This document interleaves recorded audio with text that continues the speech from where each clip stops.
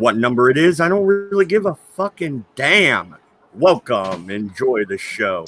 Today we're going to talk about music. Specifically, I wanted to talk about white boys and rap a little bit, and we'll get to that a little bit later. But also comedy. I really wish we had, Fat Pat here to talk about comedy because I would like to pick his brain on it just a little bit. But unfortunately, we don't have the pleasure of his company. But specifically, MC Dave Chappelle, newest special, libtards, fucking shit in a brick, man, wigging the fuck out. Me and you were talking before the show. You're not too impressed either. Why?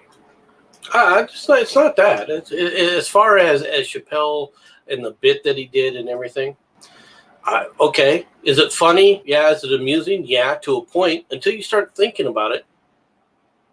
All right, his bit. Let's go on with several of Chappelle's bits. Okay, and I realize he's talking about things from his experience and his life experience. Okay, let's take a look. Just a quick gander. He does a bit about Juicy Smollett. All right. And yes, I call him Juicy, but I didn't call him Smollett. I call him Smollett. All right.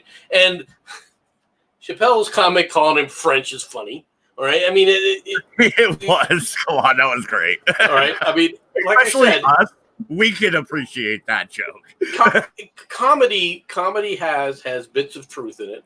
All right. Which are fine. And I don't have a problem that he's making this kind of comedy. And of course, I have no problem with it being quote unquote non-PC and it's got people up in arms because that just makes it all the much better.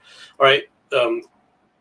From my perspective. However, there are some things I think people need to know. Right. First of all, when he comes back and he makes the comment that the gays were saying, "Oh, how come you're not supporting Juicy? How come you're not, black people? How come you're not out there trying to help Juicy?" And he says, what they didn't realize is we were helping him with our silence because we knew that person was lying, right? And everyone laughs. Yeah, no, I thought it was hilarious. The thing is, that's true. That's 100% true. Now think of the people who are being defamed because of what he did. Okay. Oh, think of it. Think of it. Yeah. Yeah. What you're saying is funny from that perspective, and God bless you, I laugh too. But the reality is that what you're doing is you're pointing out a real aspect of the African American community. They all knew he was lying. You're right. Everybody knew he was lying because his story was flat out impossible. But nobody came up, and the African American community didn't come up and say, you know what, you're lying. You need to put a stop to that. Even he comes back and he makes the statement, all right, about he doesn't like the police, but he kind of felt sorry for him here, right? And he runs into the twist where he goes where the little bit that he does there, right, which is funny about the policeman taking down the report. Subway sandwiches. Okay, let me write this down. Yeah, it's right? negative 15 in Chicago. You left it right 3 a.m. Bag of hats. What the fuck? Here, hold on a second, Mr. Smalley. I need to go talk to Bob. Hey, Bob, go find out where Kanye West was. All right. Yeah, I mean, right? That was amazing. that is funny. All right. But in other bits that he talks about, right, where he talks about, I don't trust the police. All right. I don't trust them to come into my crib because my crib's too nice. Well, it's not too nice to me, but this is what would happen. And he goes on about how the police would come in and my place was robbed. And they come in and go open the door. Hello, I'm Mr. Hey, Johnson, he's still here. Knocks him on the head. It's amazing. I've seen this happen before. A black man break into a place, put his family photos and everything on there, all up around and everything, right? Okay, yeah, okay. It's a funny bit until you realize he's not lying about not trusting the police, but it has nothing to do. He doesn't want to call the police when he's robbed. It has nothing to do with the police assuming he's a criminal. It has everything to do is, hello, Mr. Chappelle, you say that you're robbed. Can we come in for a minute? What's that on the table over there? 16 pounds of cocaine. What's this over here? Where's the body? That's what he's more worried about. The reason Chappelle doesn't trust the police to come into his house is because his house is littered with drugs. No, actually, that is something we should dive into here. I had said in our Discord server, and I'll call it ours because we all hang out there every fucking day. It's our server.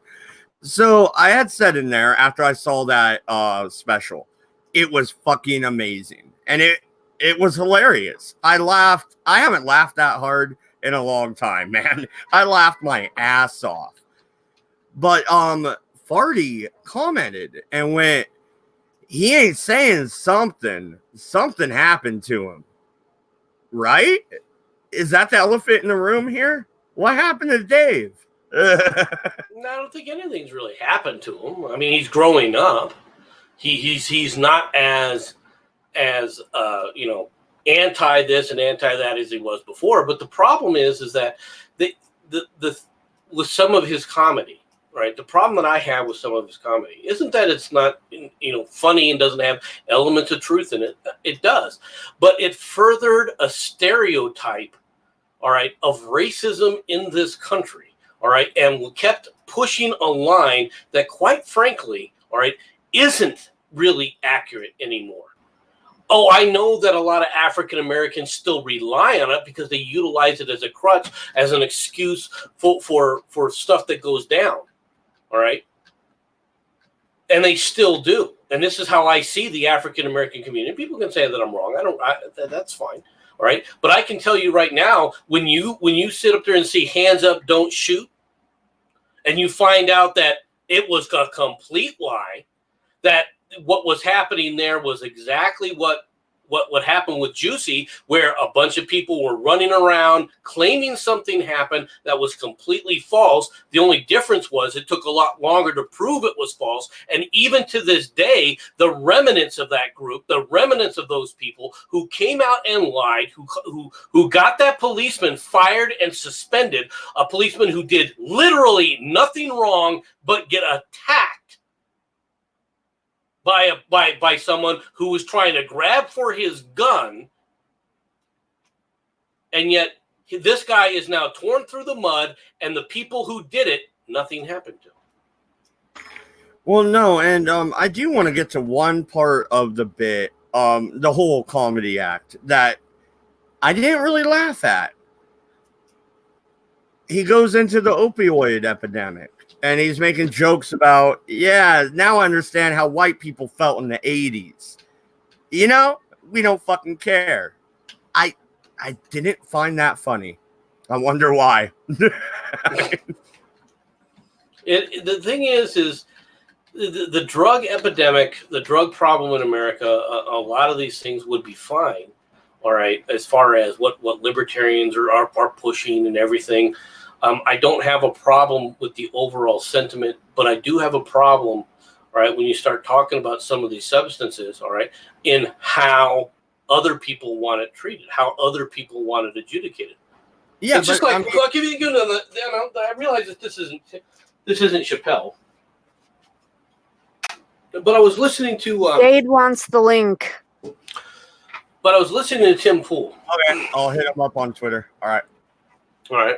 I was listening to Tim Pool earlier today, and he's talking about the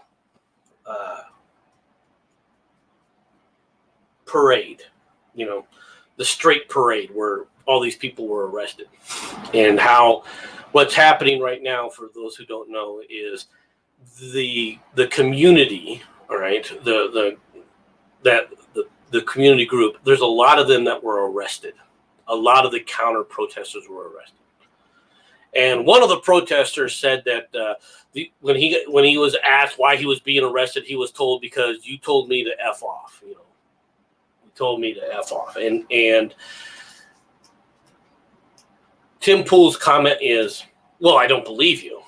He said, and then he went on this list of, yeah, I've seen, this kind of abuse, but I'm sorry, but I don't believe you because of the things that have been happening around. And I once again, it's like you guys have the wrong view, and Mr. Poole has the wrong view of what police are there for. Why we have a police to begin with. We do not have police, all right, to ensure your safety. We do not have police, all right, for any other reason than to ensure public order. Yes, police can detain people, all right, when they're trying to, all they're trying to do is calm down a situation and secure public order. That's what they're doing. When they arrest somebody, it isn't always because it's a criminal offense, all right? If we go back to the days, back in the 1800s, right, where you got the guy who had, a cowboy comes in, he's got a little bit of money on him, they just brought in the cattle. No obligation to protect anybody but themselves. That's true.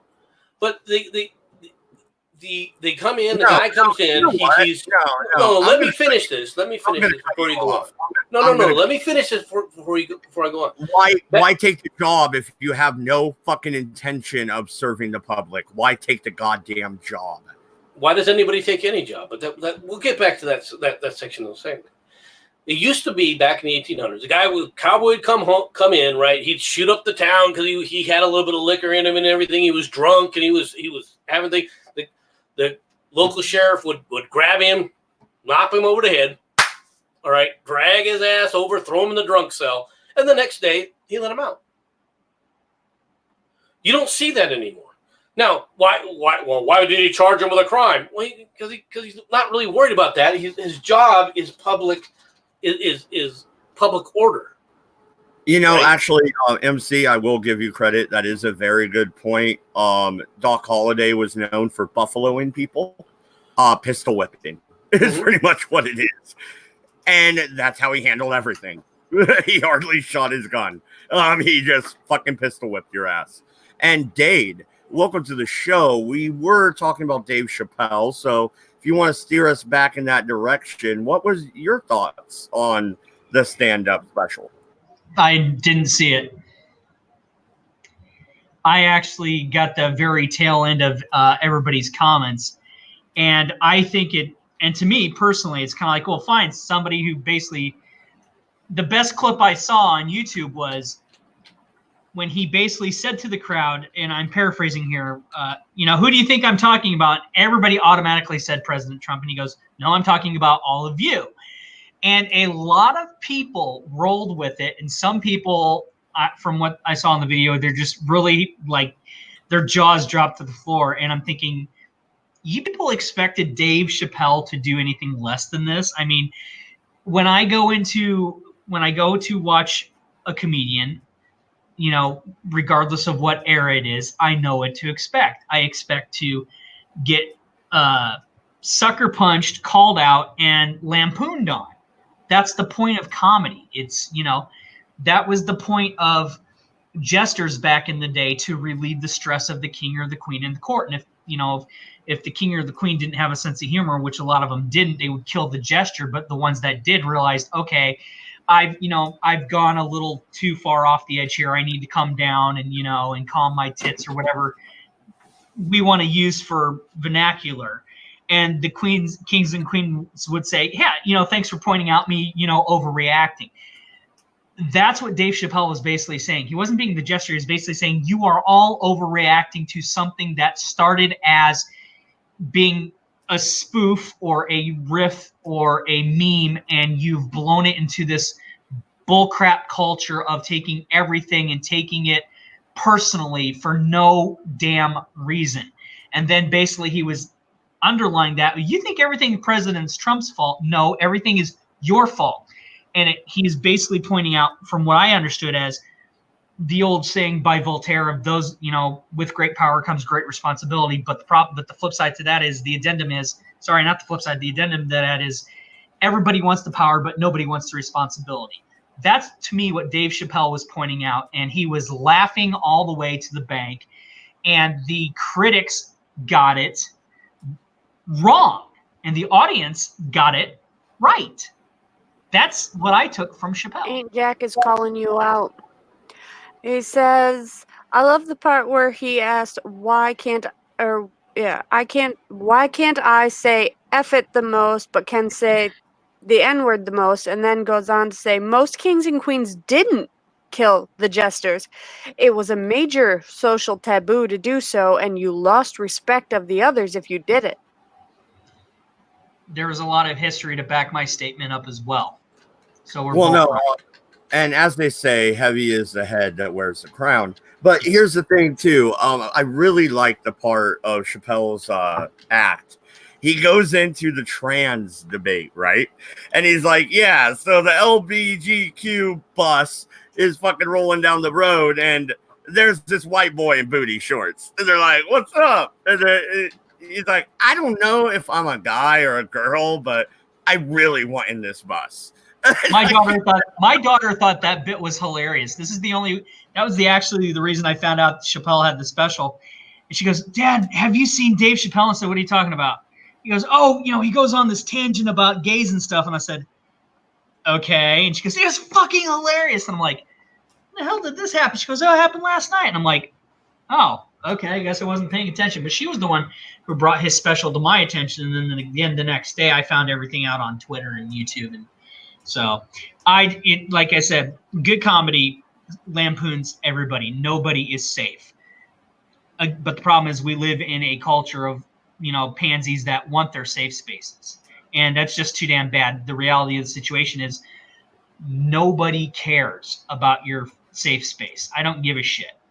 People don't give a crap. That's just what it is. It's, if I'm a rather large man and I'm trying to drop about 100 pounds, if some guy, when I watched Avengers Endgame, I thought it was freaking hilarious that Queen Frigga says to Thor and eats a salad, because I'm like, oh my God, that's my mom. And I thought that was great. I got, it's like, I got the fat joke. I get fat jokes all the time. It's like, and when people are mean about it, it's like, well, thanks for giving me motivation to go to the gym. And the other times it's just like, ha, ha, ha, yeah, I get it. It ranged from cheap shot to actual spoofing and lampooning. And I don't take it personally, because it's like, okay, I've made bad eating choices as a kid. I'm suffering for it. So now I'm going to laugh at myself, realizing, okay, I need to, start losing weight, and it's funny. I get it, blah, blah, blah. I don't take it personally unless somebody's intentionally trying to make it personal and they become very vulgar and crass. Dave Chappelle was not doing that. He was basically doing what all good comedians do, is let everybody have it. And at the same time, a lot of good comedians will be self-depreciative. That's how everybody is in on, nobody's safe, and that's fine. We used to be able to do that. Presidential roast used to be a common thing where they were actually good. MC, you can correct me on this, but I believe that a lot of presidents up until after Reagan actually had televised presidential roast. There were a lot of roasts that were done at that time. The last one that anyone really remembers is the inauguration of Reagan, when what's his name, Don Rickles came out. Yeah, that's what I was thinking about. and what did President Reagan do? He actually rolled with it. He didn't take it personally. He realized that Rickles, being the comedian type that he is, which Chappelle really reminded me of that, but not as crass or sharp-witted, because Dave Chappelle's got his own style. But that's what that reminded me of when I started watching the clips. I said, oh my God, this dude reminds me of Don Rickles without being Don Rickles. And to an extent that I would agree with you, right? To an extent, yeah, I would that's agree fine. with you. The problem, though, is how, in my opinion, with Dave Chappelle, and I don't disagree with a lot of, like I said, first of all, a lot of his bits were funny, all right? Yeah. I enjoyed, I laughed at the bits. But when you start to unpack things, there's other elements there that really need to seriously be looked at, and they're not necessarily in the same light. Now, Dave Chappelle does some self-deprecating type of things to a point, all right, in some of his older stuff, and so forth, which is fine, but it's really limited to a very narrow subset of laughing at himself, in my opinion. He wasn't as bad as Don Rickles, right? I mean, Don Rickles did a skit where he sit up there and was talking about how, they were down in the Polish Center, right? And the place was burning down, right? And there was people gathered around as they're trying to put out this massive fire, and there was a bunch of black people standing there, and they're gonna blame us for this bullshit, right? And then there was people. Then there was me, and I was saying more wood, right?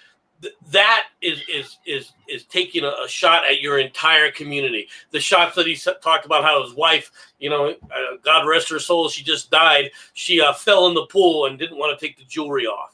All right. I mean, that's good. I like that. All right. Do you understand that what I'm trying to say here and the difference in it? Yeah, you can be personally funny and something like these kind of comedians and everything. It's necessary, and yes, Dave Chappelle fits in that mode to a point, but he's not nearly as good. Okay.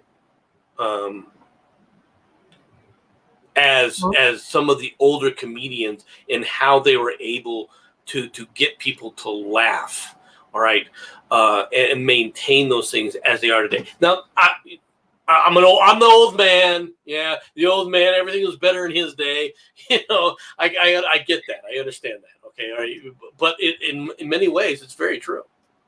Well, that's kind of what I was getting to. The point is, I was pointing out that nobody is safe when it comes to comedy, whether you're the person saying it or whether you're the target of it, regardless of what the situation is, until it becomes intentionally mean-spirited. Then I would say, yeah, you've gone too far. But, and I made my examples of that.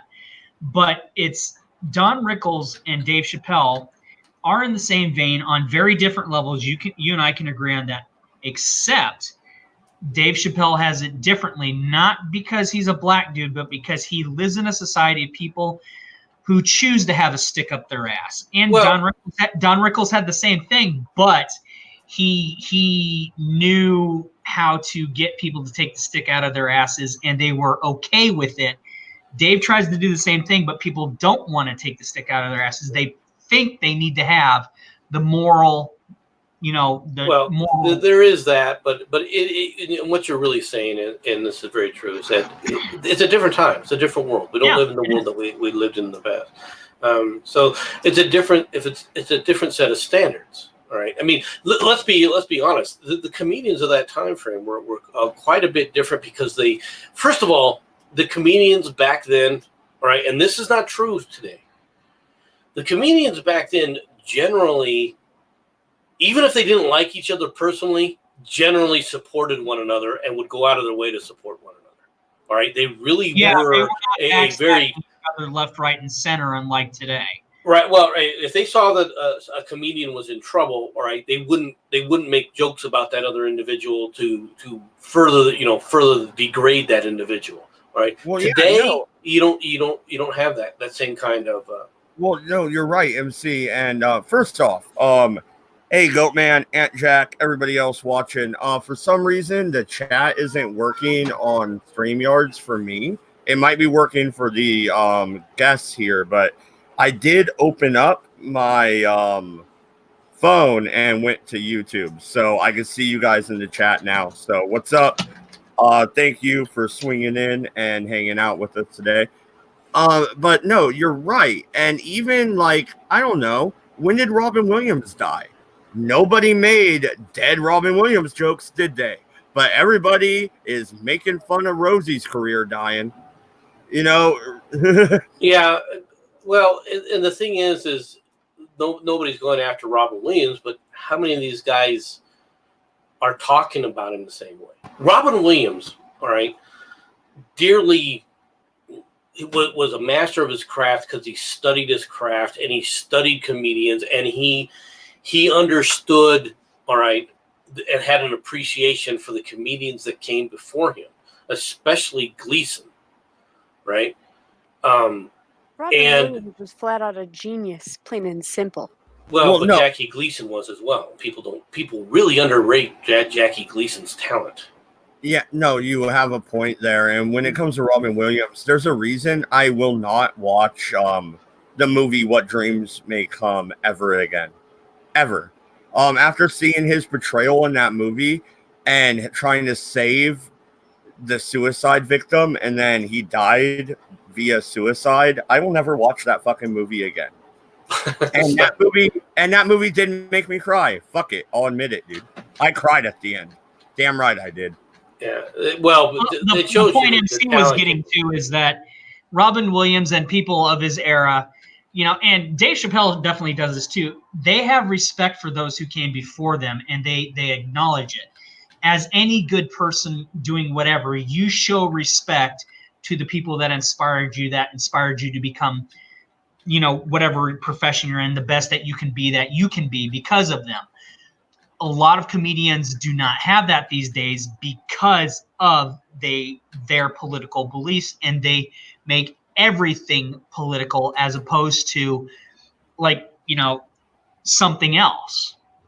A lot, and I've said this about Mitch Hedberg. I thought the guy was a genius, and it sucks that he died, but his biggest thing was he ripped on himself because he was insecure, but he did it so we understand because we were like him. We are on the same level as he was. Like, yes, I get that. I completely understand that.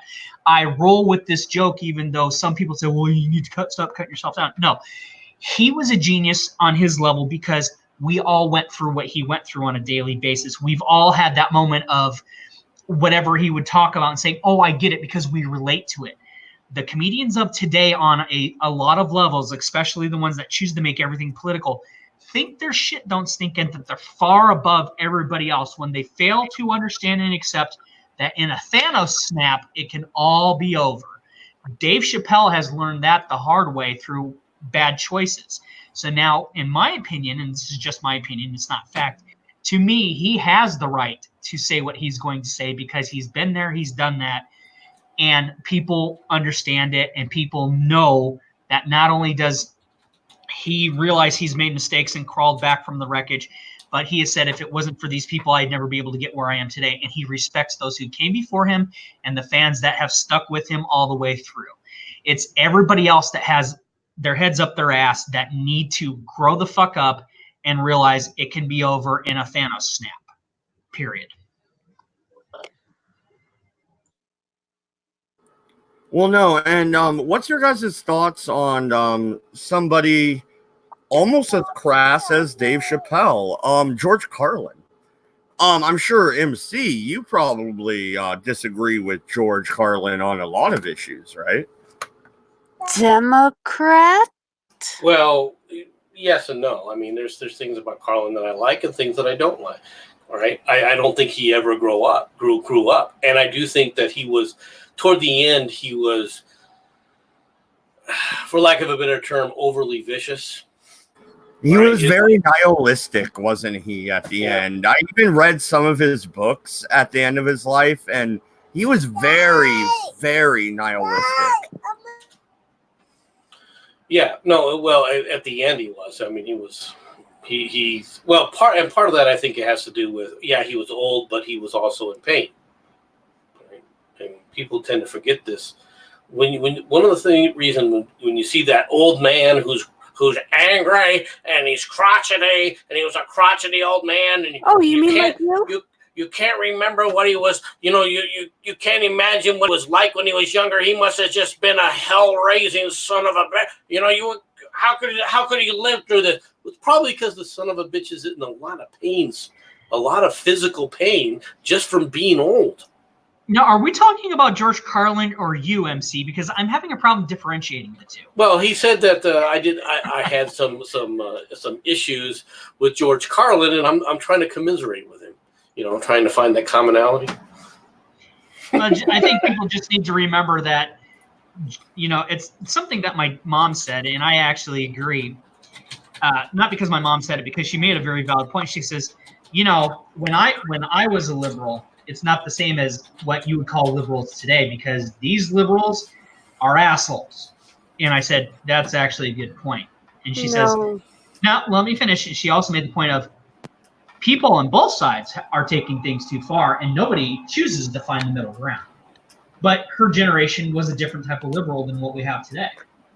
George Carlin was also the same. Her generation may have been a different type of liberal to a point, but not really, in my opinion. Well, okay. When my parents have always considered themselves for freedom, justice, freedom of speech. I mean, all the good stuff that we want, that we desire. And when I'm getting told by silent generationers, which is what my parents are, that they look at baby boomers and everybody else that came out that are calling themselves liberal, who want to constrict the freedoms of Americans over political ideology, that's not liberal. That's not being a liberal. That's being a fascist. That's true, well, all right, but they're also the ones that were exactly like you said, the silent group that didn't stand up and put a stop to it when they needed to. Well, send some money. Yeah, exactly. Yeah, Shorty. That's what I'm trying to cut MC off and get to is the super chat. But I think you're talking about the Reagan Democrats pretty much. But let's get to that super chat.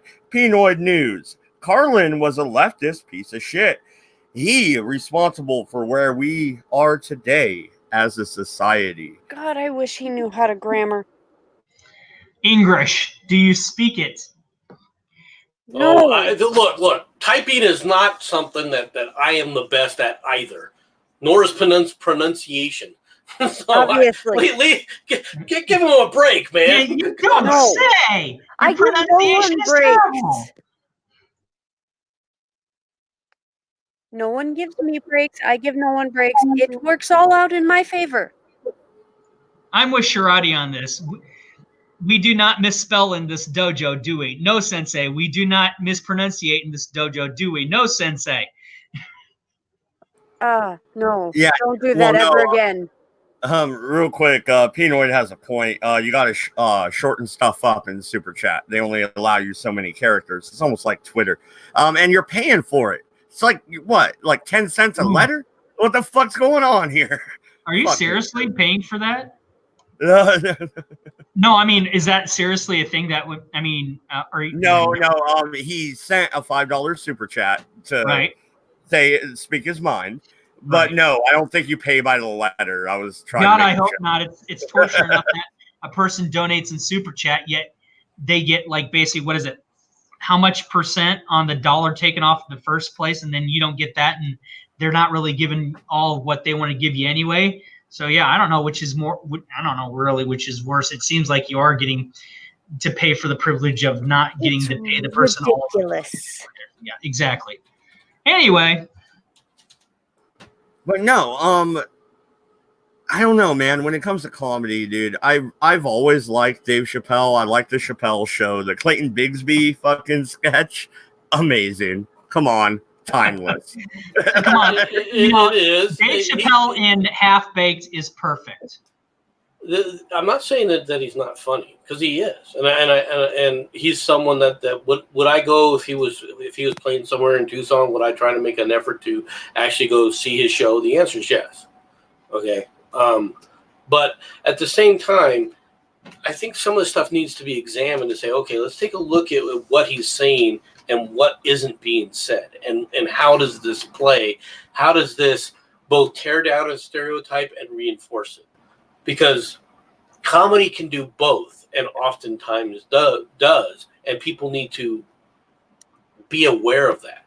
Be aware of the positives of comedy, yeah, but there's negatives to comedy as well.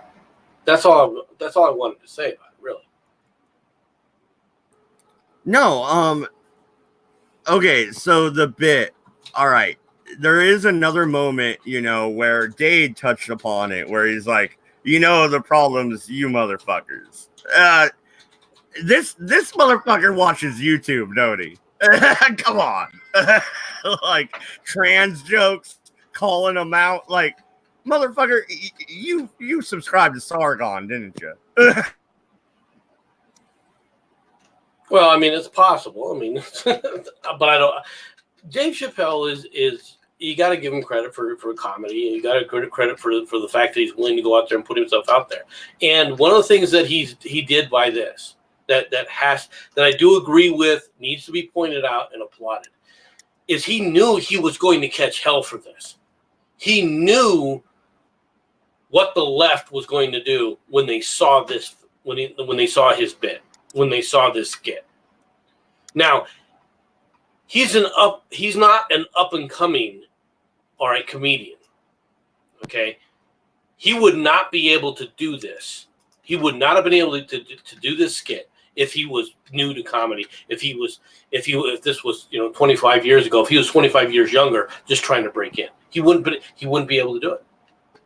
I don't think Patton Oswalt could do a bit like this, and get away with it. And he's been in comedy for almost the same amount of time, but he's white.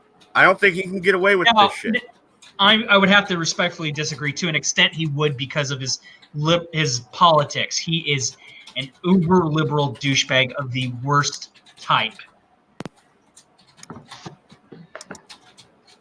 Yeah, Dade. It's hard calling you Dade. I'm used to Zero Cool, but hey, call me Zero. Dade, You can call me whatever you want, man. Just don't call me late for dinner or shit. The difference between Dave Chappelle and Patton Oswalt is Patton Oswalt has always been a little kiss ass to the leftist elite. And every chance he gets, he slams anybody that, especially on Twitter, that does not agree with his political view. Now, I'm going to say what I'm about to say, and I don't want anybody's criticism on this. An example is when you have two people that are diametrically opposite on their political, beliefs, and they can actually interact on Twitter like Jeff Holiday and I do, and not berate each other and cut each other down, there's a lot to be said about how people genuinely would act in real life. And that's it. And I've told people, I say, hey, I'm glad that you're a Democrat because, because whether we like it or not, everybody tries to bring something to the table, even if we don't always agree. But celebrities especially don't want any of that. They don't want to bring something to the table. They want to play I've got the moral high ground and I'm always right. Patton Oswalt is a little short fuck who does that to the nth degree. That's all I'm going to say. Well, no, you have a point. And when it comes to his politics, I don't pay any attention. I do like his comedy, though. I will admit it. I have laughed at Patton Oswalt's bits. He is a funny guy. There is something to be said about that. Yeah, what's to be said about it is that the right can laugh at themselves, but the left can't. That's something even Carol O'Connor understood. Yeah, Carol O'Connor even commented on it. Fell. Well, no, MC, doesn't that cut right to the root of it? I'm a libertarian. Like you called me fucking when we were still off air. I'm a fucking moderate as far as you're concerned. I could laugh at both sides and myself. You motherfuckers, you can't even laugh at each other. Like, what's going on here? Who's you? He's Dave. The two of yous. The two yous. The two of yous. Are you accusing me that I can't laugh at myself? I am not. What I'm saying is the right and the far left, they both have Get the Guido. With Get what's bring been Guido going in. on- We have someone who must take care of him. Yeah. Punks on both houses. Yeah, that's right. You know what? I'm backing up memes of destruction here. Fuck Mr. Yeah. Here we go. With what's been going on for the past 2 days, 3 days? Is it 3 days now? Jesus Christ. You don't get in a battle you can't win, Dodge. You don't have the intelligence. Ooh, ow, man! And she comes off the top rope. Okay, you know what? Hey, Pinoy, you're still in there? Repeal the 9 teeth, homie. Bye. I'm kicking your ass. Okay, I'm kidding. Dodge's wife. If he hasn't told you yet, Dave is coming over tonight. Dodge invited him without you knowing. What are you doing, Sherardi? She's trying to start. He wanted to get laid.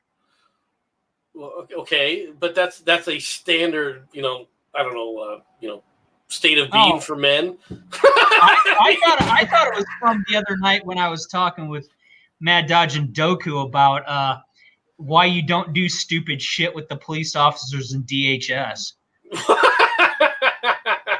Hey, you know what? I've about had No, enough. this is why I send sexy pictures to his wife. Can you send sexy pictures to my wife even though I'm not married anymore? Meaning my telephone number? Wait, never mind. And let's dig a little deeper, folks. We're not in retrograde territory yet. I know, right? We're looking for that demonetization. We have yet to find it. It'll take about 15, 20 seconds from now. Yeah, by the way, chat, let me know. Did you guys see an ad when you came in? Just wondering. But hey, what's up, creepy little book? I see you in there, Pete. I'm gonna hit you up on Twitter tonight, and we should start working on that video. You shouldn't hit people. It's not nice unless they want it, and then maybe. You know, Only you gotta pay maybe. some girls extra for getting hit like that. I'm sure Mad Dodge can speak from experience. And down the rabbit hole we go. No, now we're pivoting. We're going right into music. Okay, MC. Yeah, why do you hate rap? Well, why do I hate rap?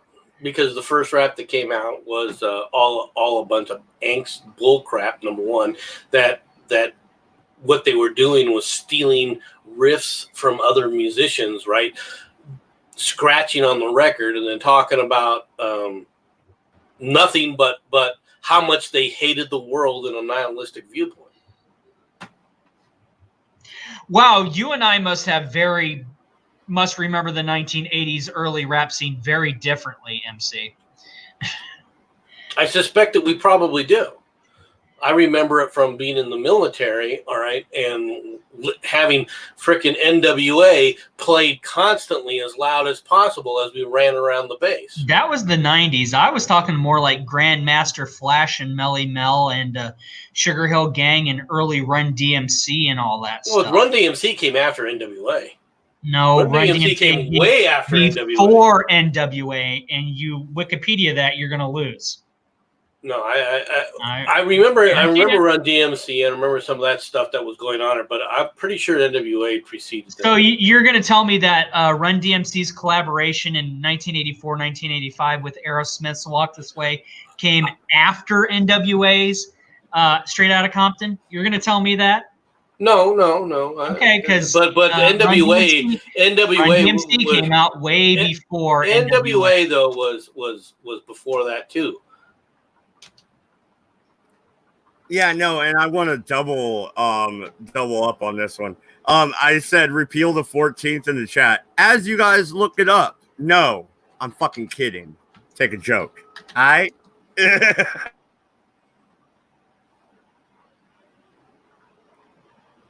So let me see what we're looking at here. Because I can stand correct. I can be corrected. It's no problem. But no, when you're talking about NWA, you're talking about fuck the police, right? I mean, we both know what we're talking about here. What's your fucking problem, white boy? Get over it. It looks like they were like 85s, what they're showing for Run DMC. Let me see if I can. 1981. What about their? Hold on a second. Let me find out about what this was. No shit, Run DMC's East Coast. I didn't know that. Yeah, Queens, New York, founded in 1981.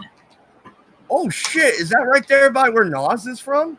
Something like that. And the original lineup for NWA was formed in 1986. So there's a 5-year difference. I know my early non-crap rap music. Okay, non-crap. Tell me about the House of Pain then, brother. So you're gonna tell me NWA was non-crap and No, I'm just saying that I know my difference between crap rap and non-crap. Oh. And Run DMC was the good shit, and NWA was the gangsta flavor, which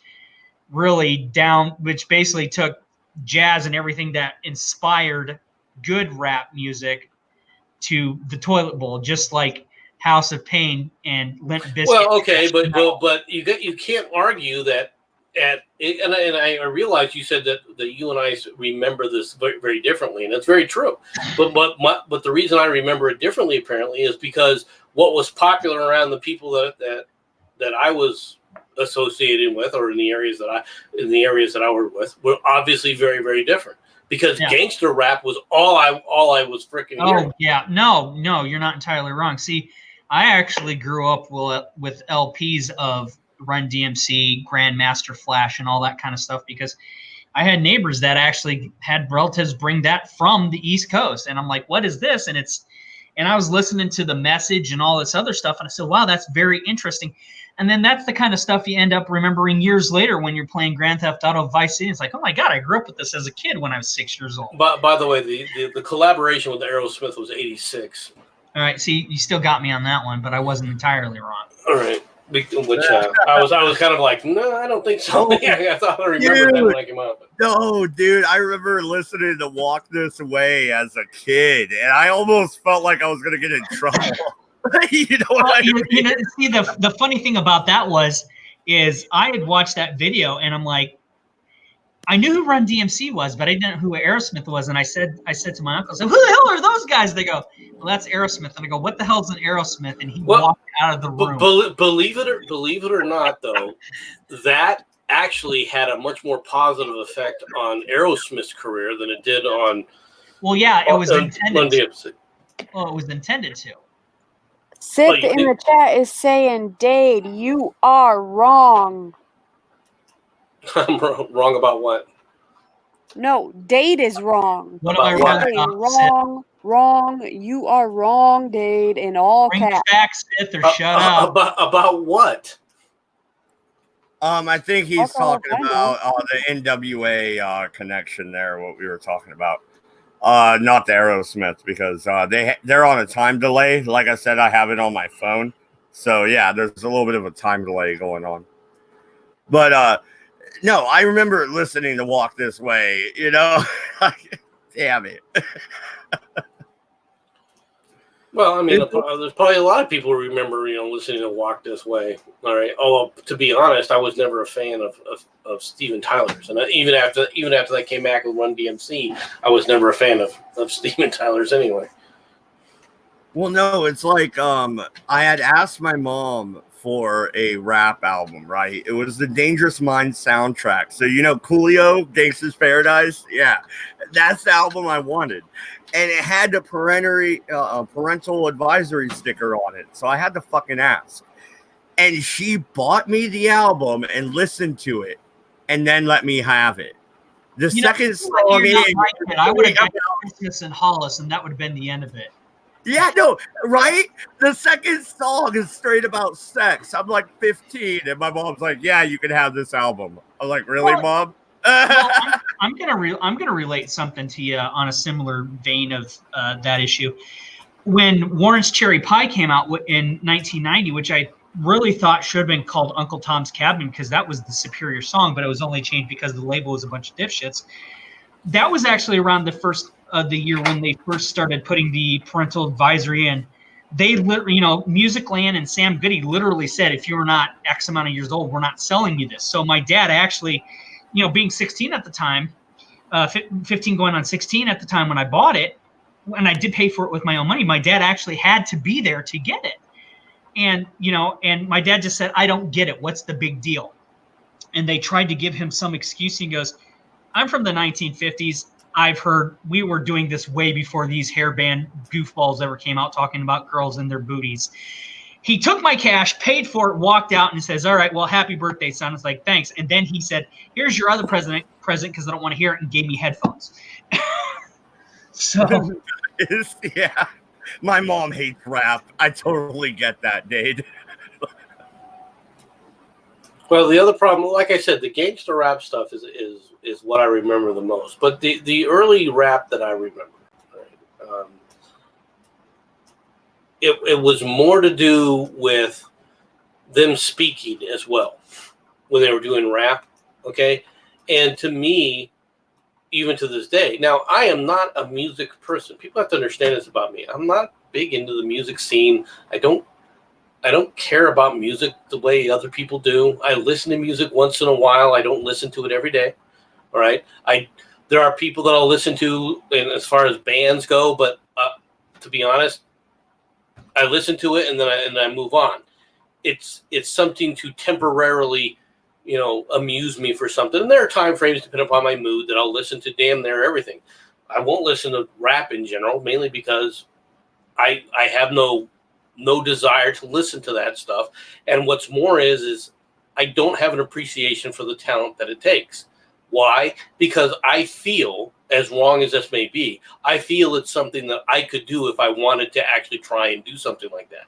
I could sit up there and just start putting rhymes together and start practicing it over time and get real good at doing it. Now, that's all. You wouldn't be wrong on a certain level either. Well, to a point, I wouldn't be wrong, all right? But it does at the same time not really do service, justice for the people, number one, who are performing in that kind of an environment, okay?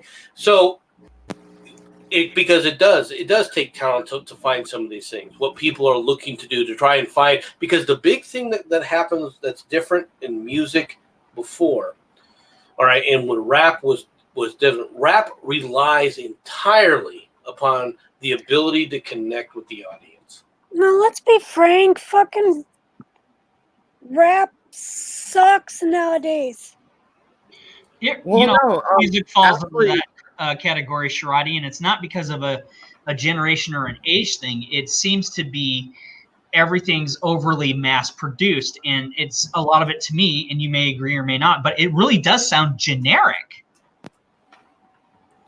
Well, no, here's the thing, man. I kind of wanted to dig into this. When you look at rap right now, the current state of rap music, you have the mumble rappers, the pop motherfuckers, you got the country, the hick, and then you got these white boys in the middle, man. Are we talking about rap or are we talking about country? No, country rap, dude. They're mixing right now, bro. God. If you don't know, then you don't know. They're mixing country music died in '98, and that's all I'm telling you. Well, why do you say that country music died in '98? I'm just curious. Where I would really say, because I'm coming from the fact that, as I pointed out earlier, I think a lot of music sounds generic, and country music for me, what I grew up with, everything that because when I was born, when I was a kid, I was listening to everything. I was listening to, and this was pre-1981. But I was listening Reba McEntire, stuff like that. Yeah, I was listening to everything from the old school up until the mid to late 90s. And of course, I didn't listen to it for a long time because, I had my life and everything. But within the last 10 years, I started hearing it again. And I said, is this country? And everybody's like, yeah. And I go, this sounds so generic. And they go, what do you mean? I said, it sounds like there's nothing there. It sounds like it's just without soul, meaning, it has no flavor. It doesn't sound country. It sounds like it's trying to, and you can, yeah, basically, and rap and pop all at once. Well, that's country these days. And I said, no, that's garbage. That's not country. And I would say the same of any genre that tries to, and metal had its day with this crap in regards to, Anthrax creating, shit like, inspiring shit like Limp Bizkit, but it's kind of like, if it doesn't have its distinct sound, which country and any genre has its own distinct sound, regardless of what like country example is like, oh, it doesn't have to be about getting drunk and drinking beer. No, but it has its own style. And when you incorporate too much of any other style into that style or genre that it's supposed to be, it ceases to exist, and it sounds overly generic, overly produced, and it loses its soul of being the genre it's supposed to be. That's just how I see it. That's not a defined truth. Hey, Jack in the chat said same can be said about singing. Majority of people in the world can sing. It is all about charisma and marketing and nothing to do with talent in the music business. 100% correct.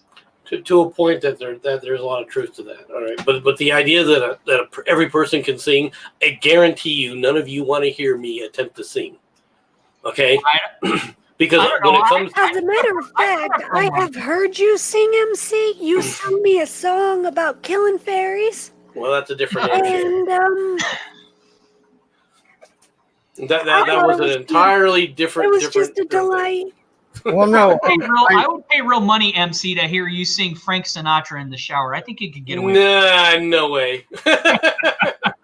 well, no, I actually have a question here for Dade. You brought up Limp Bizkit. Limp Bizkit didn't come up with the fusion of hip hop and rock. That was House of Pain, dude. That was Actually, that all falls back that was to Aerosmith. That was come on. that genre itself falls back on that falls back to the collaboration of Anthrax and Public Enemy. They're really the ones that kick-started that with Bring the Noise, which originally was done by Public Enemy, and the two songs are vastly different. It's the same song, but vastly different tones. The genre that Limp Bizkit comes from is a direct result of that, and Anthrax has gotten more than their fair share of this is bullshit, but Anthrax does what Anthrax wants to do. I'm gonna have to call out Aunt Jack. He said country died with Hank Williams Sr. Hank Williams Sr. was good, but his son was good as well. Loretta Lynn was also an amazing country artist. Yes. Actually, interesting. I was born in the same hospital as Hank Williams Jr. Also interesting. Hank Williams III is fucking great. There's also Struggle Jennings, Shooter's grandson. A lot of these guys, man, and they're coming up not with country, guys. They're coming up with this country hip hop, man.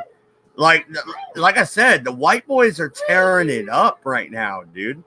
They are. You know what? I think you got robbed, because if Hank Williams Jr. and you were born in the same hospital, he must have taken out all the talent and left the rest of you with nothing.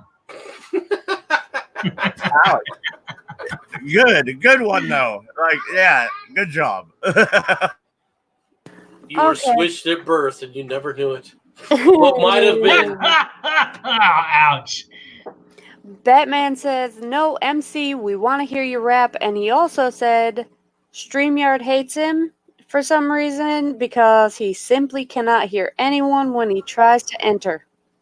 Yeah, he was just here and then he blinked out. What the hell's up with that? Yeah, no, Batman, try one more time. I think it's because I didn't add you quick enough and you got frustrated. So try one more time. I have to actually add you with StreamYards. It's not like Hangouts where you just jump in.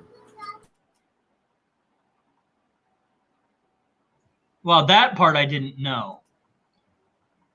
Yeah, he has to be basically waiting. With StreamYards, when you come into StreamYards, if you ever do a StreamYard stream or set one up, StreamYards, when you set it up, you'll come in. You even have to add yourself. Oh, wow, really? That's interesting.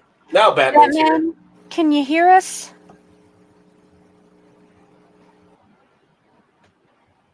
You're not muted.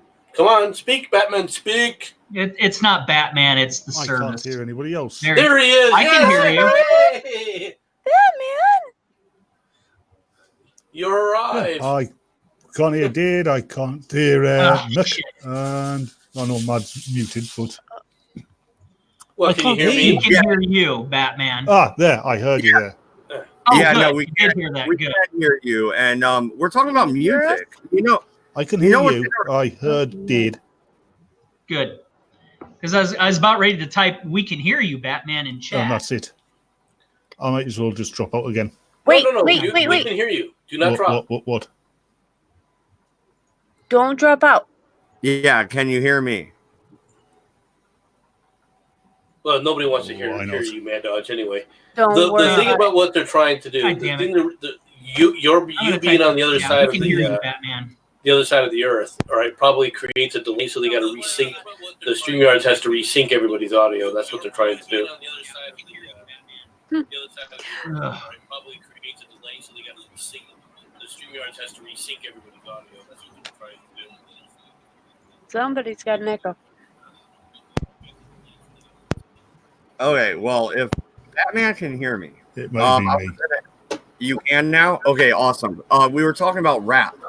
You know what I've recently found was a bunch of freestyles from fucking London, and they are amazing. They really are. Like, they're fucking great. Stuff from Eminem, stuff from fucking Little Dicky, a bunch of fucking people, and they're great. So, how is the rap scene over there in the UK?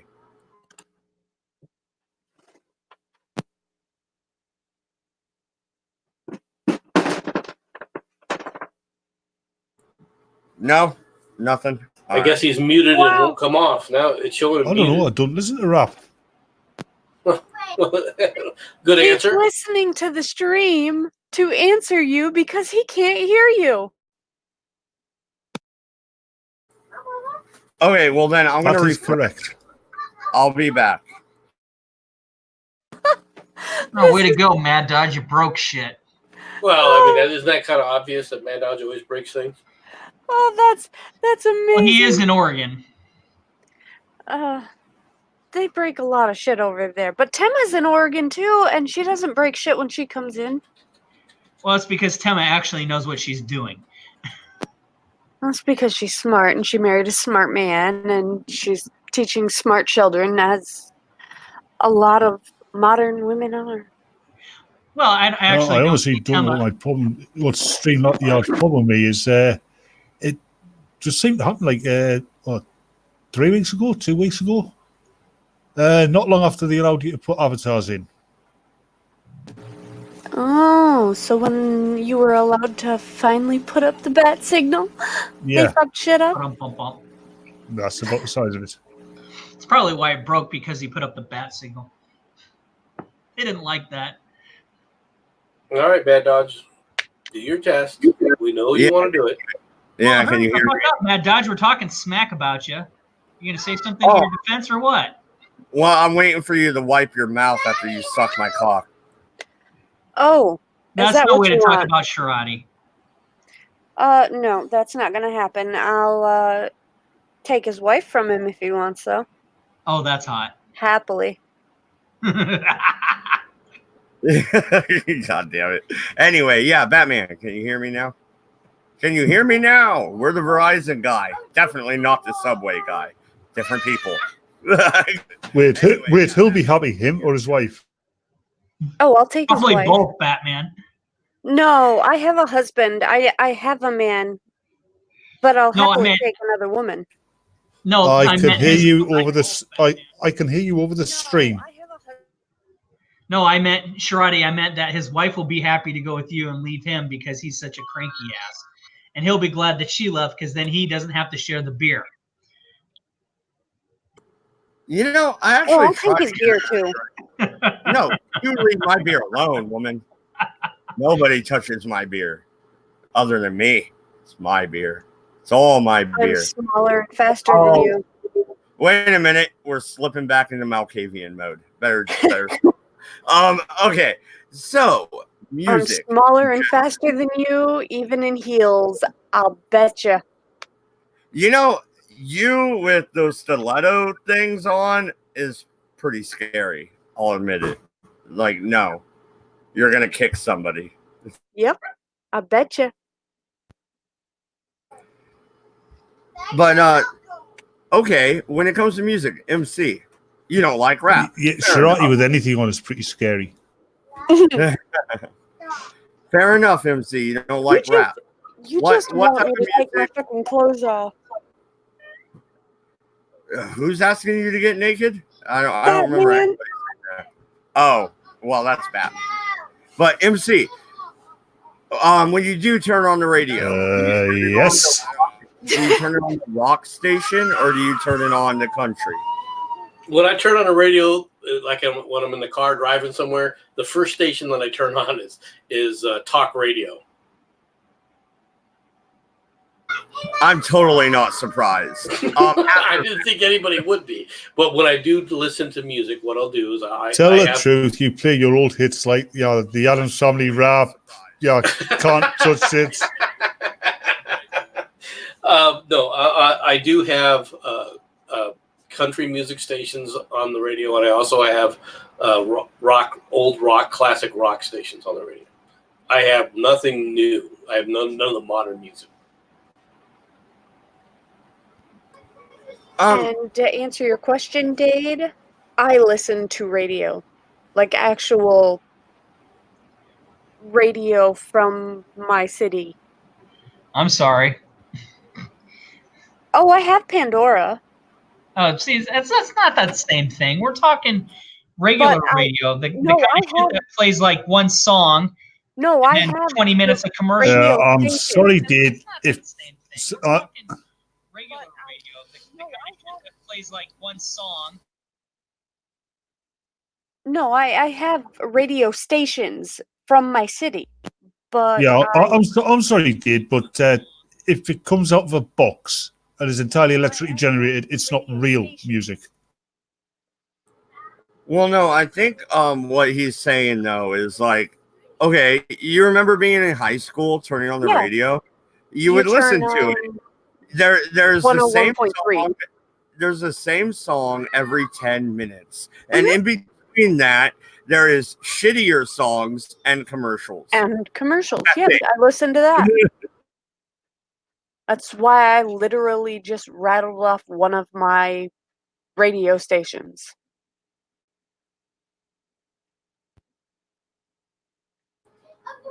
But I mean, Pandora is a little bit different. With the advent of satellite radio and people like, MC brought up talk radio. Howard Stern, he jumped over to Sirius right at the beginning, didn't he?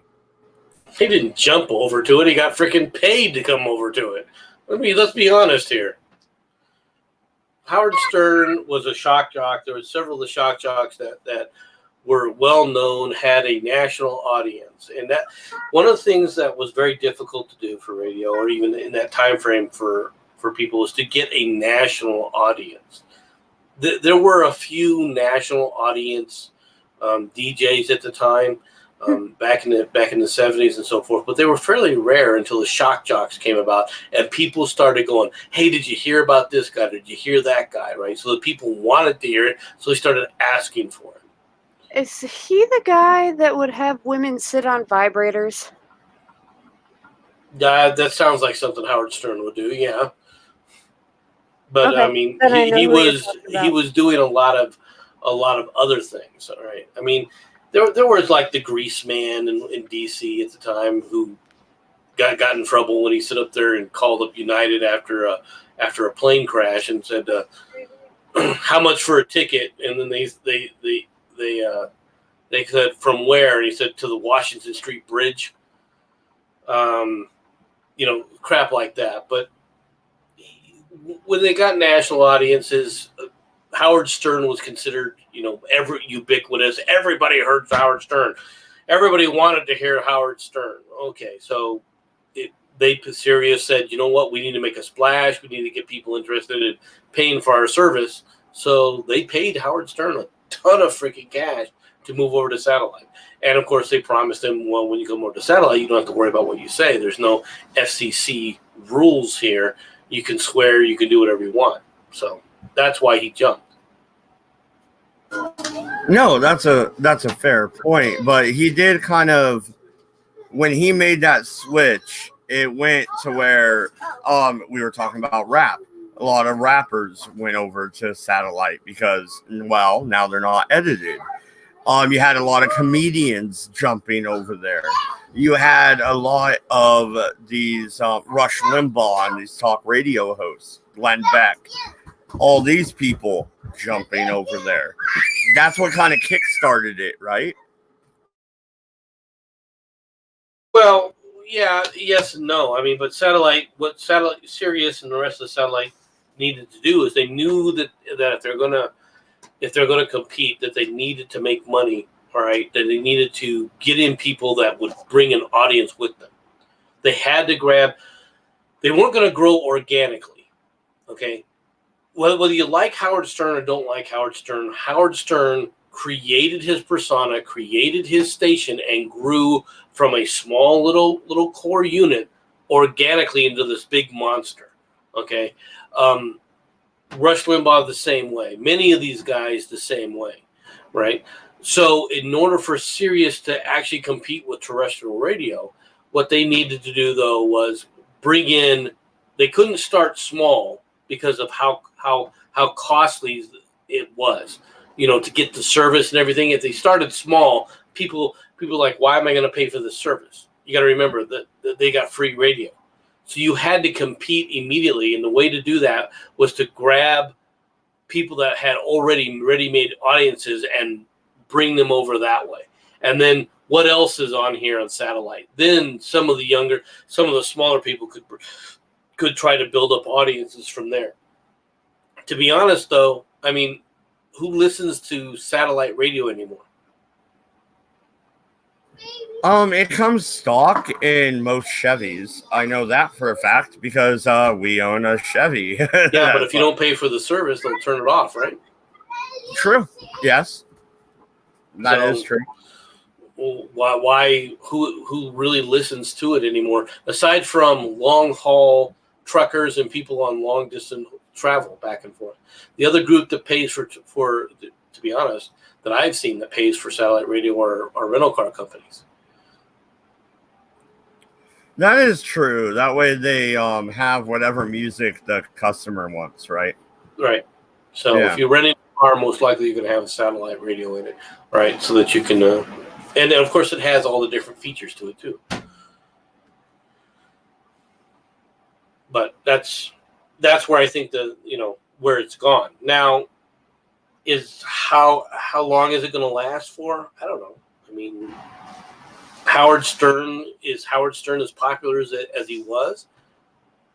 I would say no, only because you don't hear his name nearly as often. But that doesn't mean that he's not. Sith is calling you out. He says, "Fair enough, MC does not change the fact the guy is a Dem sellout now." Oh, if I'm not mistaken, wasn't he a New Yorker from the very beginning? You kind of had to expect him to be a New York, a Dem to begin with, right? That was never going to change. So I don't think of him necessarily as a sellout, but then again, he's going to give his audience what his audience wants.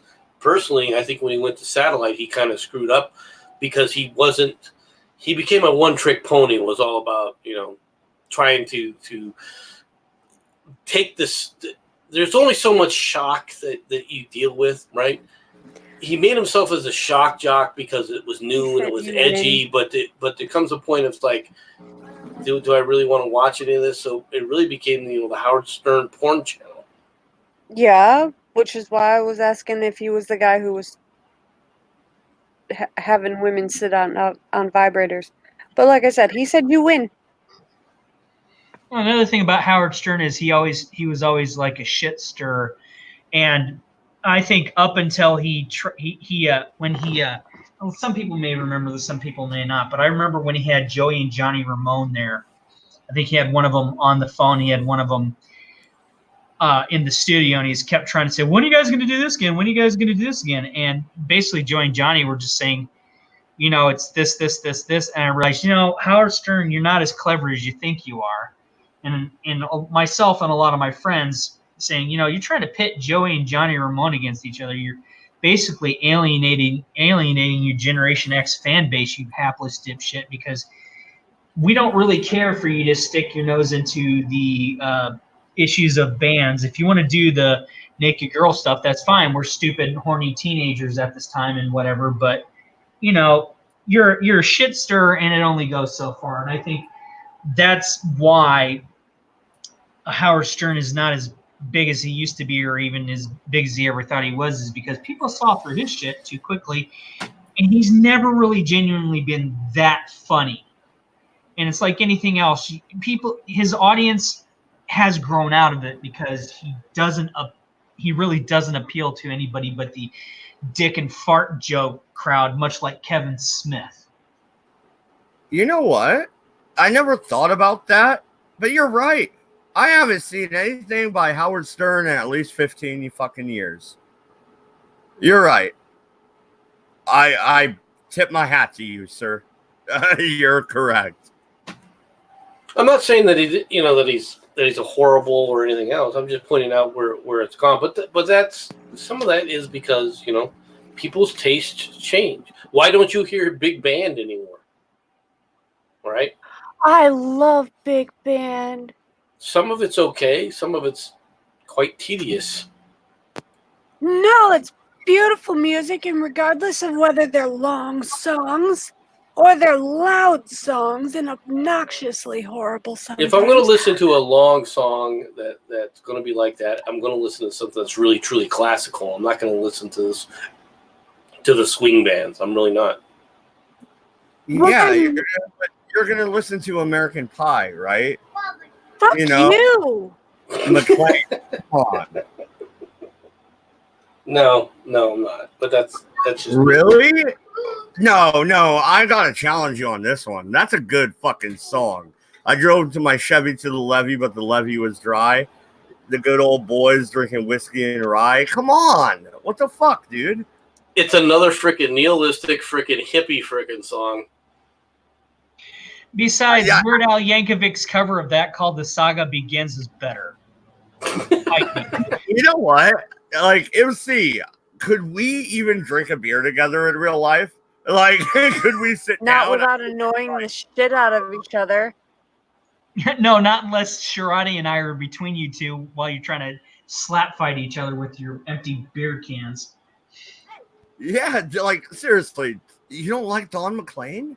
What the fuck, dude? I don't know if I can forgive that. Like, I mean, I don't like, for the most part, I don't like Dylan either. 6 Tons by Tennessee Ernie Ford. Well, it's like anything else. You actually have to have I got into it with these people on Twitter over an art style, and they failed to understand about a cartoon. But I tried to tell them it's like anything else. You have to be able to invest in whatever it is you want to invest in, whether it's and music is art. I like Iron Maiden, but you think I'm gonna fucking sit through Empire of the Clouds, which is like 18 minutes long? No, because that's yes, I will. Boring as hell. Fuck yes, I will. Well, you can, but I won't. I can't. My point is, I can't invest in that song. I like Iron Maiden, but I can't invest in that. And it's like anything else. If you can't invest in something, it may be good to other people, but if you can't invest in it, you don't really want to waste your time. Not because it sucks or it's bad. It's because it does not apply to you. Oh, I love that song. Harry Belafonte. Oh God. But no, Goatman in the chat. I love classical. Goatman. Hey, I still stand with you, brother. But I can't follow you down that road. Mozart can suck my motherfucking rebel dick, dude. I don't give a shit. I'll cut Beethoven's other ear. I stand with Goatman. I stand with Goatman. There's a lot of good classical music, and it isn't just Mozart. Mozart did a number of things, but to be honest, as we look at classical music today, because the one thing that you got to remember is we have the centuries of classical, what we call classical music. We've got a lot of different references, whereas when Mozart was coming up, all right, I mean, he was at that time frame. But the thing is Mozart nowadays, the way people talk about Mozart nowadays because of the movies and everything, it's quite overrated. Just a bit. I'm not saying he himself isn't talented, but MC, it's not to mention, and Wisecrack. I think Wisecrack did something on this, and I'll throw that up on Twitter if I can find it. But I think somebody, and I think it was Wisecrack, pointed out that they talked about the Amadeus movie, and people don't really look into actual fact or fiction about it, and then they base so much on just because of that movie, and that is a generational thing. They don't look at it from the perspective of historical fact or factuals or whatever. They think just because it's in a movie, that's how it actually went down. And then that, like anything else, skews what is actually good and what is actually bad based on a person's own opinion. Because they're too heavily influenced by what we consider modern media or the movie genre. Well, Just but because it I also was- comes down to what celebrities were back then. All right, this is Exactly. something that people don't understand. A celebrity status back then, yeah. Mozart was a celebrity that everybody wanted to see because that's how the upper echelon, that's how the aristocracy did things. All right, but it took forever for somebody of Mozart's quote unquote stature to actually travel around to visit these various courts. Okay, Unlike now, where you can find anything by Mozart having been played by other people that are alive in under 5 seconds by going to YouTube. and how many different people are going to play it, whether Right. or not you're going to like that rendition versus somebody else's rendition. There's so much involved that gets involved into that. All right, what are the musicians? Who are the musicians that are playing it? Personally, like I said, Mozart is. I don't discount Mozart, but at the same time, I'm not impressed by it. All right, I'm not. There's other classical music artists that I prefer. Chopin is one of them. I tend to just enjoy said that. that. Well, no, and here's the thing: when it comes to me and classical, I think my disdain for it, because it really is disdain. I really just don't fucking like it at all. It's the lack of lyrics, man. I was a choir boy. I was in vocal jazz. I love rap. I like lyrics. There's no lyrics. There's nothing there. If that is the only reason you don't like classical music, Mad Dodge, I think that you were stunned as a child. Because you should be able to listen to music without lyrics, regardless of the genre, and get something out of it. I don't know, man. Not Okay. everybody is the same. Well, yeah, no, Mad Dodge, I'm just going to say, do me a huge favor. When you get a chance, go listen to anything by Iron Maiden that's purely instrumental, and then tell me that you didn't get something out of it, and tell me on Twitter and DMs, because that's what I would apply to any form of classical music as by today's standards. Well, no, that's a fair point, but here's the problem. When I'm listening to something without lyrics, I start to write my own, man. I start to rap And with there's it. nothing wrong with that. But don't short sheet yourself on finding something, that was created without lyrics by just not adding lyrics. Don't short sheet yourself. There's nothing wrong with listening to something that was designed without lyrics because they, were not meant to have lyrics, and making your own. But don't short sheet yourself otherwise. That's what I'm saying. Well, why do I have this picture of Mad Dodge running around? Spirit Magic Helmet. Actually, dude, you can make all the jokes you want. I was actually pretty good, man. Like, seriously, I lettered in vocal jazz.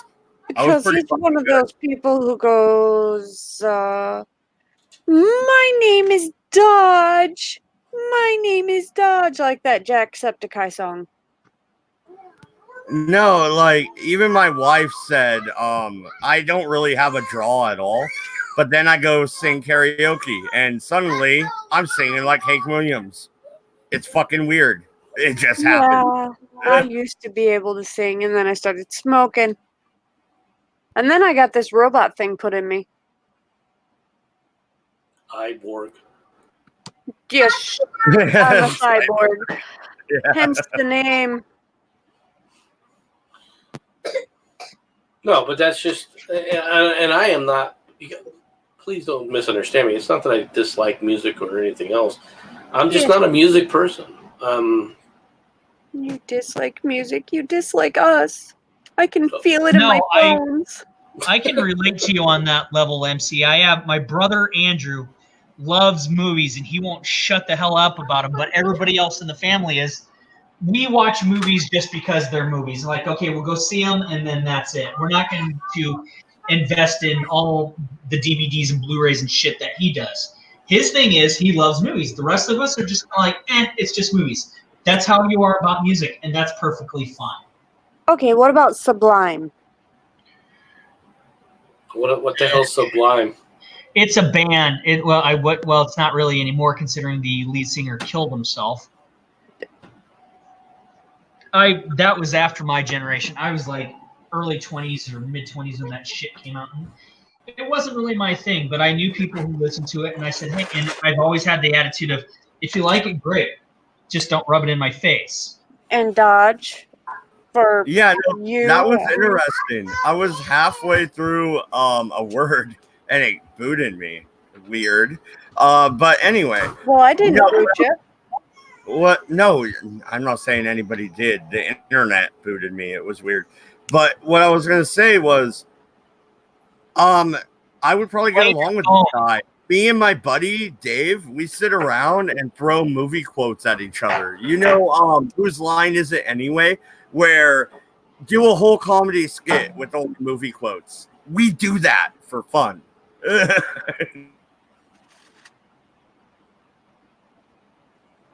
Well, it's just what people look for entertainment. And now when it comes to certain sports, I can sit there and talk about sports for a while, right? But even then, there's limitations to it. But I think that's everybody. Well, no, I'm trying to talk about baseball with you, and it's about 10 minutes, and then you're just not interested. Well, baseball is not I don't know interesting who's enough more- to keep my attention. I don't know who's the more psychotic, all the people that obsess over sports of various types and who's playing on what team, or the people that just go fucking overboard about sci-fi.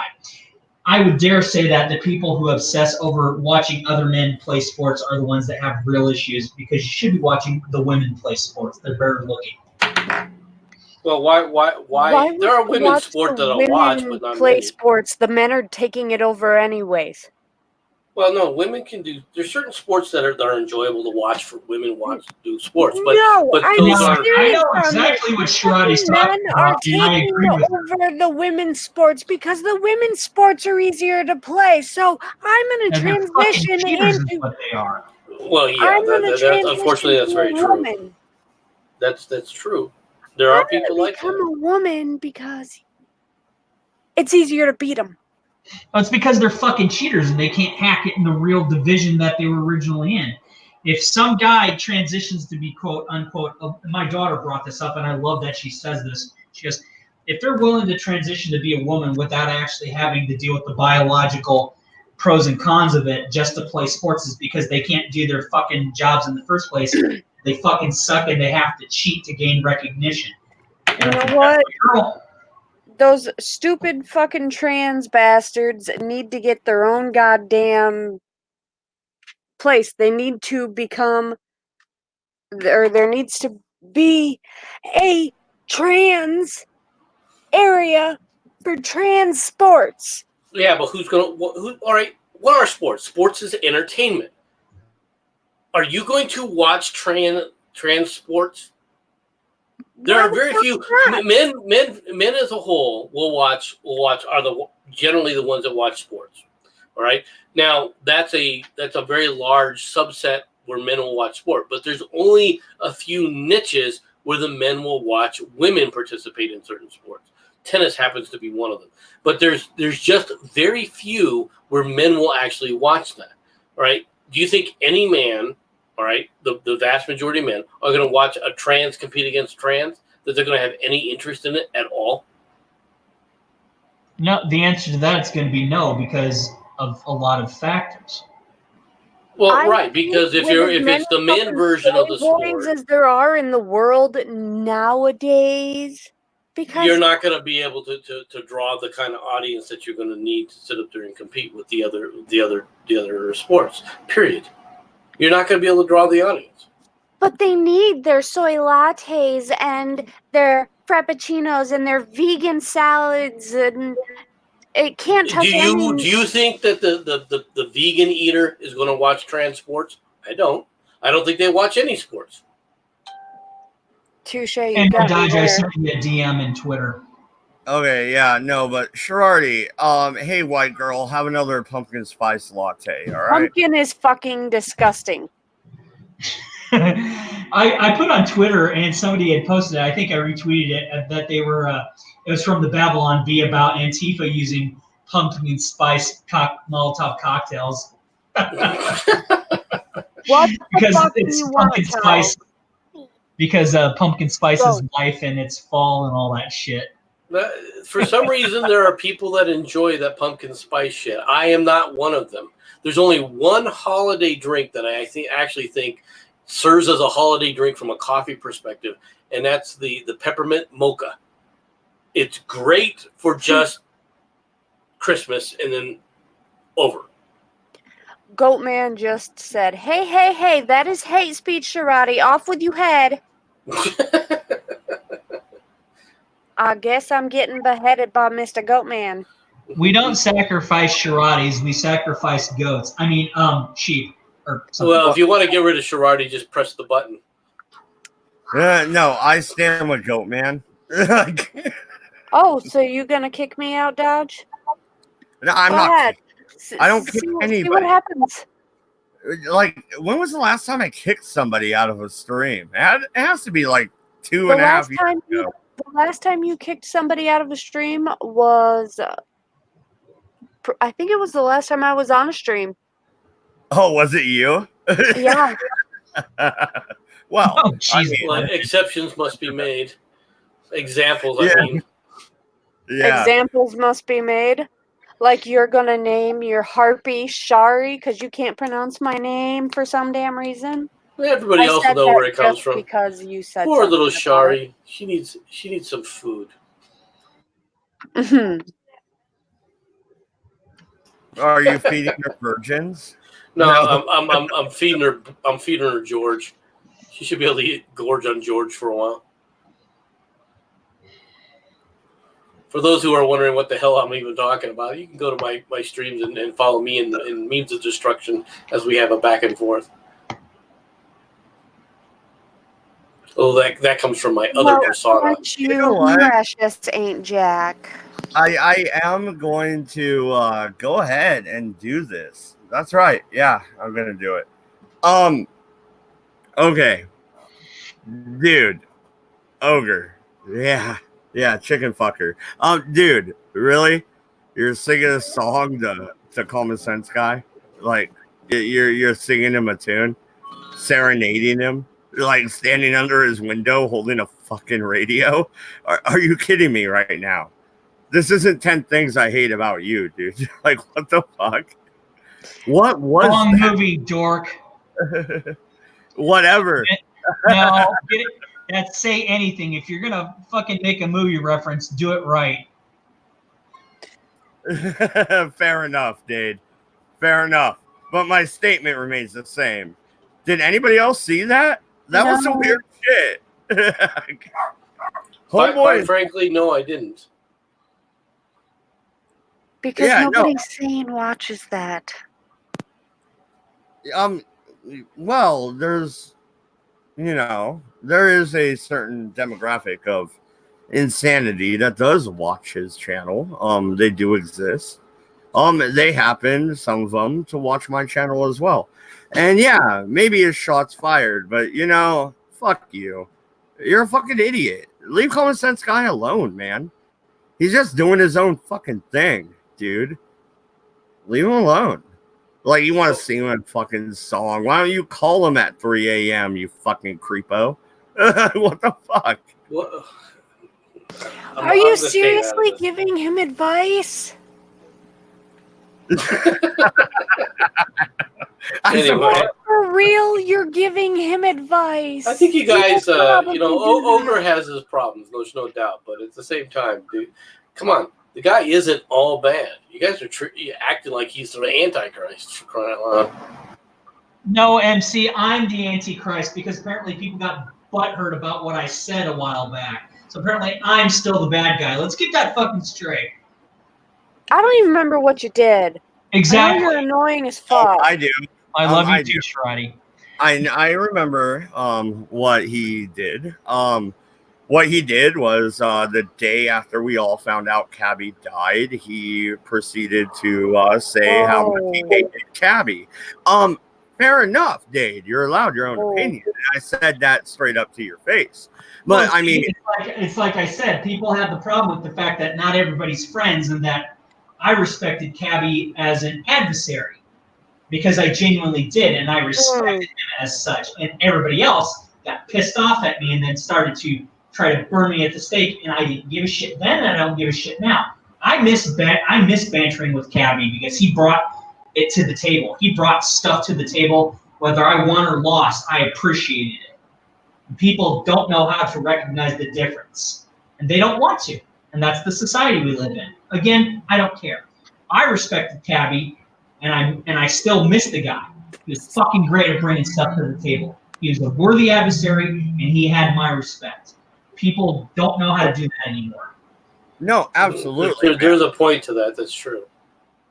Well, no, absolutely. And the thing is, man, I get what you're saying, but you do care just a little bit, or you wouldn't be talking about it, and it's all right. I always cared. It was everybody else who made me out to be the heartless bastard, which showed they didn't know me for shit. You are a heartless bastard. They just identified you early. I love you too, MC. I like that. That was like good. I've been identified as a harpy. We still love you, Sharadi. Oh, No, honey, we I'm don't. way worse than a harpy. Yeah, no, she's an evil fucking fairy portaling little bitch, and I've had it with her. But that's besides the point.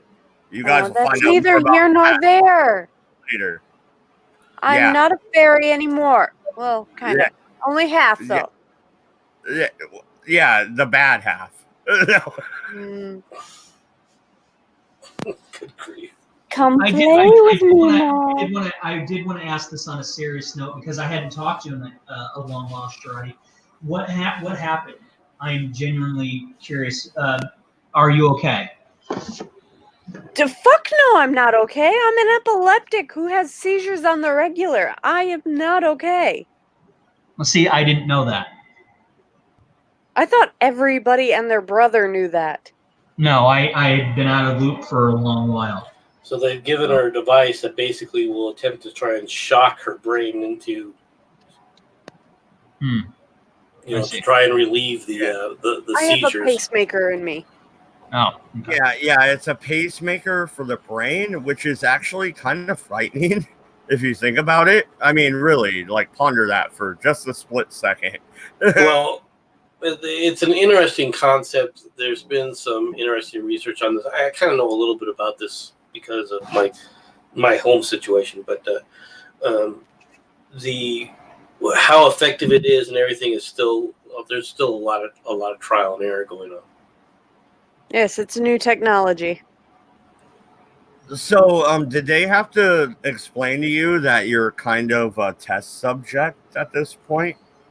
They explained to me that it was new technology, and I knew I was a test subject. No, that was a real question. I wasn't trying to be a dick. On the inside of her, on the inside of her wrist, it says 03.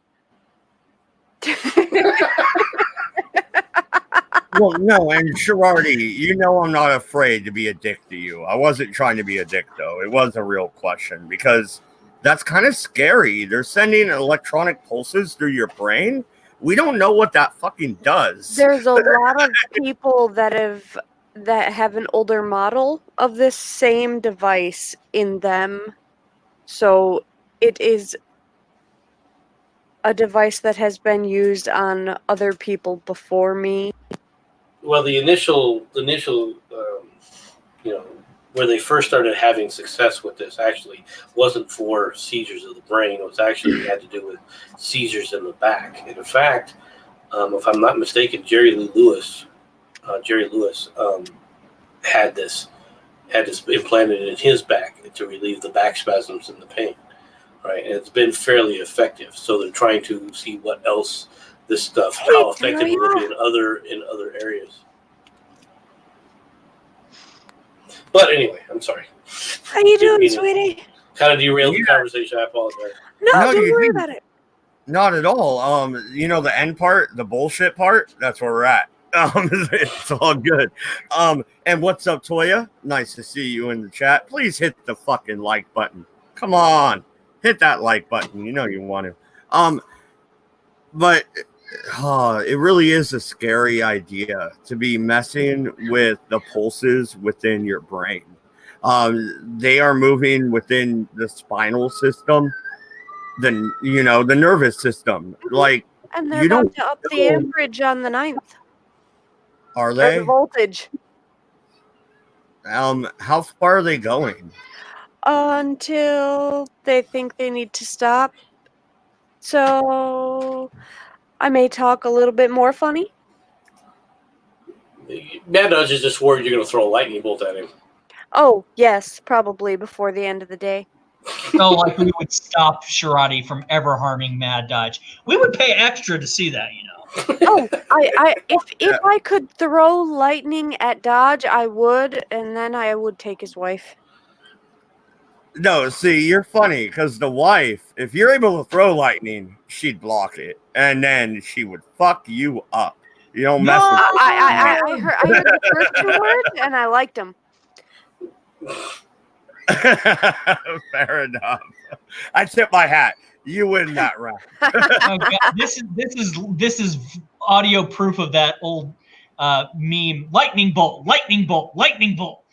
I blocked it. No, you didn't. Yes, I did. Nerds all around.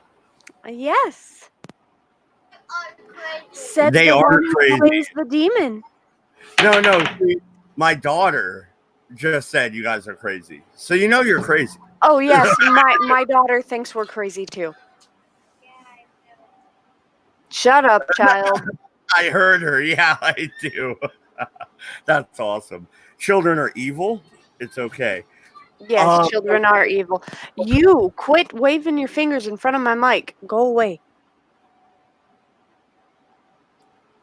But okay, let's dive back in a little bit here into the music aspect. Okay, so you have this evolution of rap where you went from people like Tupac and Biggie to Eminem and Everlast.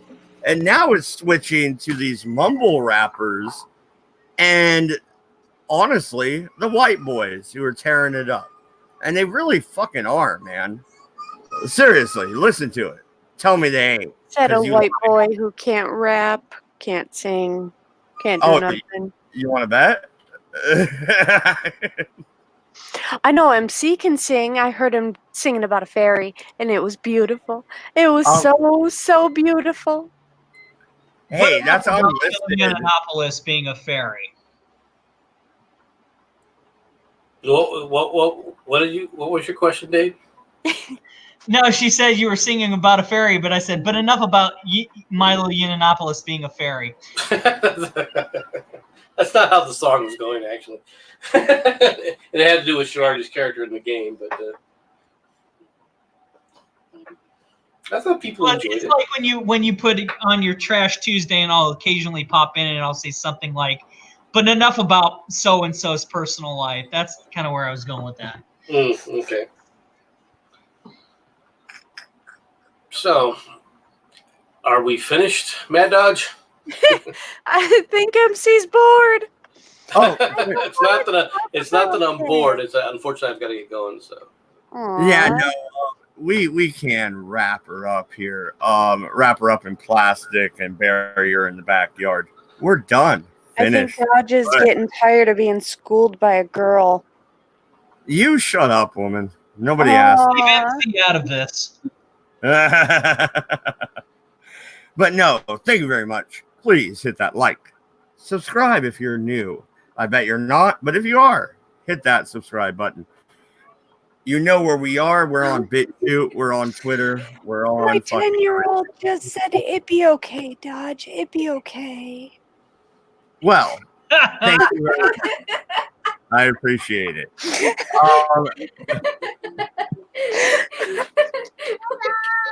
I hate you all. Good night. Good luck. Don't go to fucking France. We're out of here. Oh, that's beautiful. That was so terrible. I love it.